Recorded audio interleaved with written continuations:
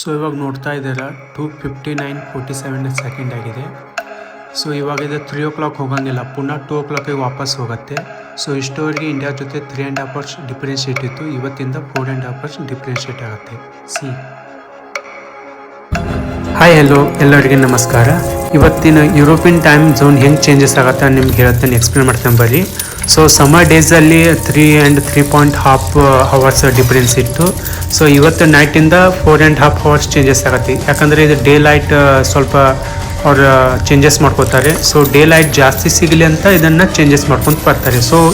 So ಇವತ್ತಿಂದ ಯುರೋಪಿನ ಎಲ್ಲ ಕಂಟ್ರೀಸ್ ಟೈಮ್ 1 hour ಚೇಂಜಸ್ ಆಗುತ್ತೆ. ಇದು ಯಾಕಂದರೆ ಇವರು ಪ್ರತಿ ವರ್ಷ ಡೇ ಲೈಟ್ ಜಾಸ್ತಿ ಮಾಡಿಕೊಳ್ಳೋ ಸಲುವಾಗಿ ಪ್ರತಿ ವರ್ಷ 2 ಸಲ ಟೈಮ್ ಚೇಂಜಸ್ ಮಾಡ್ತಾರೆ. ಸೊ ಇವತ್ತಿಂದ 1 hour ಟೈಮ್ ಹಿಂದೆ ಹೋಗುತ್ತೆ. ಸೊ 3 AM ಆಗಿದ್ದರೆ ಅದು ಪುನಃ 2 AM ಹೋಗುತ್ತೆ. ಸೊ ಇವರಿಂದ 1 hour ಜಾಸ್ತಿ ರಾತ್ರಿ ಟೈಮ್ ಸಿಗುತ್ತೆ. ಸೊ ಆರಾಮಾಗಿ ಮಲ್ಕೊಳ್ಬೋದು. ಸೊ ಪ್ರತಿ ವರ್ಷ 2 ಸಲ ಇವರು ಟೈಮ್ ಚೇಂಜಸ್ ಮಾಡ್ಕೊತಾರೆ. ಒಂದು ಮಾರ್ಚ್ ಎಂಡಲ್ಲಿ, ಅವಾಗ ಬೇಸಿಗೆಗಾಲ ಬಂದಮೇಲೆ ಟೈಮ್ ಚೇಂಜಸ್ ಮಾಡ್ಕೊತಾರೆ. ಸೊ ಅವಾಗ 1 hour ಮುಂದೆ ಹೋಗುತ್ತೆ. ಸೊ ಇವಾಗ ಚಳಿಗಾಲ ಬಂತು, ಅಕ್ಟೋಬರ್ ಎಂಡಲ್ಲಿ 1 hour ಹಿಂದೆ ತೊಗೊಂಡು ಹೋಗ್ತಾರೆ. ಸೊ 3 AM ಆಗಿದ್ದರೆ 2 AM ಹೋಗುತ್ತೆ. ಸೊ ನಾರ್ಮಲ್ ಆಗಿ ಇಂಡಿಯಾ ಜೊತೆ ಇವಾಗ 3.5 hours ಡಿಫ್ರೆನ್ಷಿಯೇಟ್ ಇತ್ತು. ಸೊ ಇವತ್ತಿಂದ 4.5 hours ಡಿಫ್ರೆನ್ಷಿಯೇಟ್ ಆಗುತ್ತೆ.